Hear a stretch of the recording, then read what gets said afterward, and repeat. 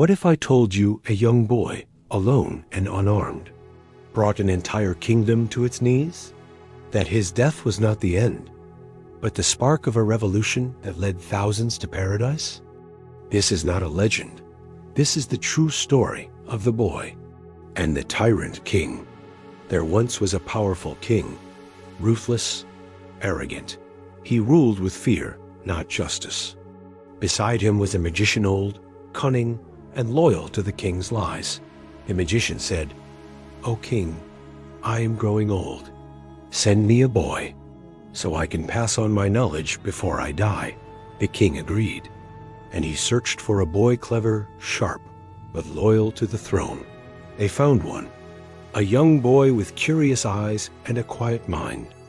He was sent to the magician day after day to learn the secrets of illusions and control. One day, on the way to the magician, the boy passed by a monk, a man of true knowledge, a worshipper of Allah. The boy was drawn to him. He sat and listened, and his heart trembled. The monk spoke of one God, not the king, of truth, not magic, of purpose, not power. Day after day, the boy spent time with the monk before going to the magician, and slowly light entered his heart. One day, a huge beast blocked the road. People screamed. No one could pass. The boy thought, "Today I will see who is right, the magician or the monk."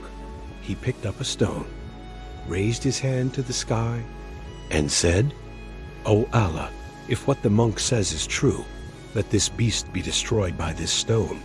He threw it, and the beast dropped, dead. The people were amazed. The boy was no longer just a student. He was now a sign. The boy began healing people, not with magic, but by calling on Allah. The blind could see, the sick were cured, and the whispers reached the palace. Even the king's closest advisor, who was blind, heard of the boy. He came to him and asked, "Can you heal me?" The boy said, "I do not heal. It is Allah who heals. If you believe in him, I will pray for you." The man believed, the boy prayed, and he was healed. The advisor returned to the palace able to see. The king shouted, "Who gave you back your sight?" The man replied, "My lord, Allah." The king was furious. He tortured him until he revealed the boy's name. The boy was dragged to the palace. The king said, "You've become powerful. Your magic is strong." The boy replied, "It's not magic. It is the power of Allah." So the king tried to kill him. The king ordered his soldiers, "Take him to the top of a mountain, throw him off. Let the wind crush him." They climbed, but on the peak, the boy raised his hands. "O Allah, protect me in whatever way you wish." The earth shook. The soldiers fell.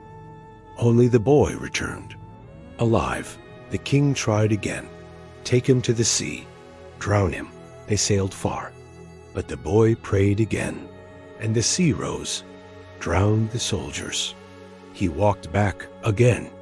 Now the king was terrified. He asked, "What do I do to kill you?" The boy replied, "You will not kill me, unless you do what I tell you. Gather the people, tie me to a tree, take an arrow from my quiver, say, 'Bismillah, Rabbi al-Ghulam, in the name of Allah, the Lord of the boy,' and shoot." The king agreed. The people gathered.